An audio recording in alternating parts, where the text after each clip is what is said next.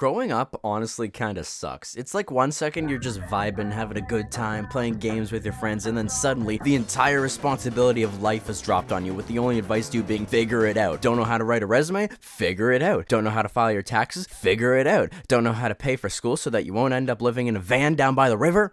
Figure it out. It's like a game of tennis, except you're the ball that gets smacked and also the court that gets stepped on. Although some people seem to like that. That's not to say that I think that you should get your hand held the entire time, though. Growing up is mainly about gaining some kind of independence so that you can make something of your life. Although you may not realize it, you've actually been conditioned to be independent from as early as just a few years into your life. If you attended a daycare or preschool of some sort, you were being taught and trained to stick to a schedule. Get up early, go somewhere, do work, get a break, go back to work, and then finally come home and relax. This formula will apply to you for basically the rest of your life until retirement, so it's really a good thing that you're taught how to operate within it so early on. Thankfully, your brain is a bigger fiend for patterns and consistency than high school bathroom thugs are for weed and vapes, so as long as you can get your brain to recognize that pattern, it'll fall into it pretty easily, unless it doesn't. You want proof this is true? Here's some for you. You ever wake up early on a Saturday despite not wanting to? Well, that's a result of you getting up early all throughout the week for school or work or whatever, and I'll bet a whole 25 cents that you wake up at roughly the same time you would have on a weekday. Okay, enough of the science stuff. Let's talk about me. That's right, it's all about me. I, me, mine, I, me, mine, I, me, mine. You see, I'm what you would call not an adult. In fact, I'm gonna be in my cocoon for another 6 months, and then I'll sprout into an adult. Everyone always says that the first 18 years of your life is a free trial, and honestly, that could not be more true. It's so true, in fact, that before your trial expires, you get pop-ups telling you that if you don't buy the full version, your access will soon expire. Those pop-ups are also known as tuition fees, but once you're a few years past your expiration date, they become known as debt and bills. So with Armageddon slowly rearing its ugly head through the door that is my childhood, I thought that I would take a look back on some of my favorite gaming moments from my childhood and say a proper, yup, that happened to them. First up, Mario. Just Mario in general. This man and his mustache was the cornerstone of mine and many other children's childhoods. I don't care that I haven't really engaged too much with the Mario franchise in the last few years because I've been changing that. I've started speedrunning Super Mario Bros, or at least learning how to, and it's been a lot of fun, but back to the topic at hand. New Super Mario Bros. Wii was my first Mario experience, and I think my first gaming experience too. I remember many times where me and my brother would just be playing the game and then he'd pick me up and throw me in a pit. Ah, good times. There was also New Super Mario Bros. 2, where in the co-op mode there was an arrow above the player who was controlling the scrolling of the screen. You could ground pound this player though, and get the arrow for yourself, so it always turned into a game of ground pounding each other. Wait. One thing about this game I remember very distinctly is grinding up to max lives while we were on vacation. There was this level in, I think, World Mushroom or something, where there was a sub area that had a bunch of Koopas and some stairs. I don't think you need me to explain past Koopas and stairs, so I'll leave it there. Super Mario Galaxy 2 was an absolute classic. In my opinion, Galaxy 2 is better than Galaxy. Fight me about it, and I will die on that hill, and that is a promise. This game is actually one of the only games I've ever 100%ed, and so it lives on in my heart for that reason. I actually have the footage of me getting the last star to 100% it in 240p, and despite how cringy it is, I'll throw it up because this deserves to be seen. Oh my god, guys!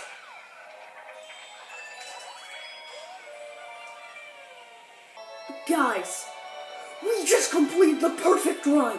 Anyways, we cannot forget about the Mario Flash games though. Flash games are a staple of any 2000s kid's childhood, and mine was no different. I remember playing Super Mario 63 to death and then messing around with the level editor. Super Mario Flash with its weird distorted sounds sometimes. Mario's Adventure 2 with its terrible jump physics that don't make sense to this day. Chick Mario Bros where you explore Colonel Sanders, yes, Colonel Sanders' castle. Super Mario Combat, which is oddly difficult despite being like 5 minutes long, where you fight Koopas and Bowser by punching them to death. But most importantly, we cannot forget Gangster Bros, where you take on the role of Gangster Mario or Gangster Luigi and traverse levels with a gun shooting Hammer Bros who are a part of rival gangs. That's right, Mario Gang Wars. I got in trouble for playing this actually, and I haven't touched it from then until now writing this script. I could go on and on about the plumber man, but I think it's time we move on to the next topic, which is Minecraft. Of course, you know I couldn't talk about basically Gen Z nostalgia without mentioning Minecraft. Hell, my entire channel is based basically based around it for the last 7 years. Name's even base, so it makes sense. What can't I say about Minecraft that hasn't already been said a million times over by other people with the same experience as me? This game is phenomenal. One of the best ever, the greatest ever, and it's got the most memorable moments to back that up. Everyone remembers their first night, but I don't remember my first night. I do, however, remember watching my brother play his first night. Well, his first night with the game on our computer, at least. It was a cool fall 2011 night, and in Minecraft 1.0, I watched and he played our first experience with this game together. The spawn was a snowy tundra, and now that I'm thinking about it, this was absolutely his first time playing the game because we were trying to figure out how to move. The only computer games we had played at this point were Flash games online, so we were trying to use the arrow keys to move. I remember it distinctly though. We figured out that the spacebar was jump first, and then that left click was punch. I think after that, we just started pressing keys in order from top to bottom of the keyboard, but eventually we found out that you moved with WASD, a first for us. I thought that was super weird at the time, but now here I am 12 years later, and my subconscious left-hand position on the keyboard is pinky on control, ring on A, middle on W, index on D, and thumb on space. After getting some tools, we found some cows, and I cannot remember if we killed them or not. Soon after, night fell, and we dug into the side of a mountain where we resided in a hidey hole until morning, and that was it. Our first Minecraft day cycle. There was also the start of a world that me and my brother shared that I remember very vividly. He was watching me play, and as I was approaching this beach from a jungle biome, he started yelling at me that there was a creeper behind me and that I had to get out of there. So I scrambled to make a boat and got out of that jungle. Thank God, right? This world was real cool, I'll tell you. After sailing for a while, I found this small little island next to a swamp biome, and I decided that that was where I was going to build my house. I built a bridge, which was just a diagonal line of oak planks connecting the island and the swamp biome, and I remember that there was this ravine on it with sand at the bottom, which was something I'd never seen before. The house slowly grew and became cobblestone on the above floors and oak on the bottom. Me and my brother had rooms where once we were done with our turn, we'd put our inventory in our room and then go to the other person's room and log out. This world also has my most memorable build, the iron pickaxe dispenser. This was actually built by my brother, but it was so pointless that it really could have passed for either or. I recreated this build in my 10 years of playing Minecraft Monument on my survival world, and as you can see, it was literally just an iron pickaxe pixel art that had a dispenser below it that when you pressed a button would drop an iron pickaxe. I don't know who was gonna use this considering that we had diamond stuff at this point, but it was well before mending was even gonna exist and even before enchanted books exist. That world was real fun, but I think my most memorable time with this game was spent on the Legacy Console Edition. Legacy Console Edition was actually super clutch because the computer that I played Minecraft on's hard drive went out after like a year after I got Console Edition. So yeah, super clutch. Legacy Console Edition is the home to many worlds and things from my childhood that I still have on my PS4 now because we got the PS4 edition for Christmas one year. If I had more time, I would, but I've spent so much time on Minecraft that I only have time for this one part of Console Edition, and that is my content creation journey. This version, PlayStation 4 edition, is where my content journey making Minecraft videos started. You see, I never had a good PC until 2020. Before that, I got one of my dad's old work computers from 2009. It was an absolute beast though, boasting a whole 3 gigabytes of RAM, and it had an AMD graphics card. I didn't even know they made GPUs. Oh, and when I played Java Edition,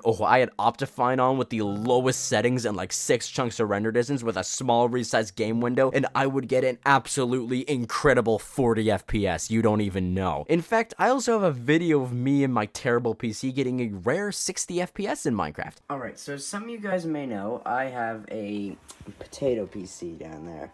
It's pretty bad. It's an HP Pavilion Slimline, got an AMD Sempron 140. Pretty bad.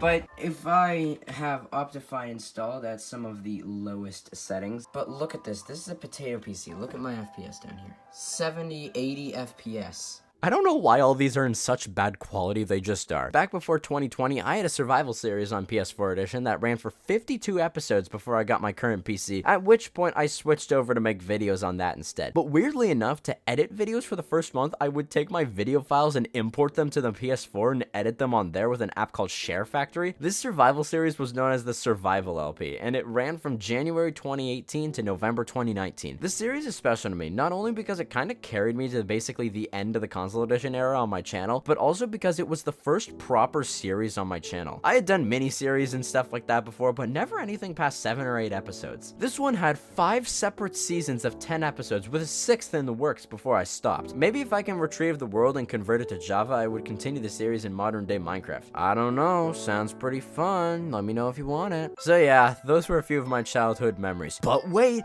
there's more! I've decided to split this video into 2 parts because this one is getting way too long for my usual content. Call me Caves and Cliffs all you want, but I promise the second one will finish the job. So thank you all for watching, and I'll see you in the next one, okay?